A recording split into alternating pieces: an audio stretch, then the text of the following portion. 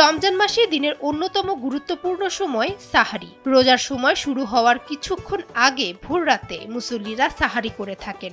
একজন রোজাদারের সঠিক পুষ্টির সাহারি খাওয়া খুবই প্রয়োজনীয়। এমন সময় এমন খাবারই বেছে নিতে হবে যা সারাদিন শরীরকে সুস্থ ও কর্মক্ষম রাখবে। সাহারিতে খাদ্য তালিকায় অবশ্যই শর্করা জাতীয় খাবার খাওয়া প্রয়োজন, কেননা শর্করা জাতীয় খাবার হজম হতে সময় লাগে এবং দীর্ঘক্ষণ কর্মশক্তি ধরে রাখতে সাহায্য করে।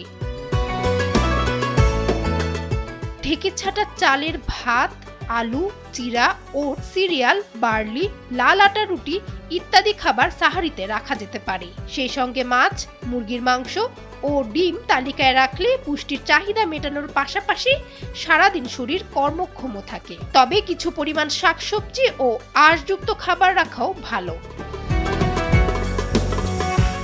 অন্যদিকে সাহারিতে লবণ বা সোডিয়ামযুক্ত খাবার খাওয়া থেকে বিরত থাকতে হবে, এতে শরীর পানি শূন্যতা থেকে রেহাই পায়।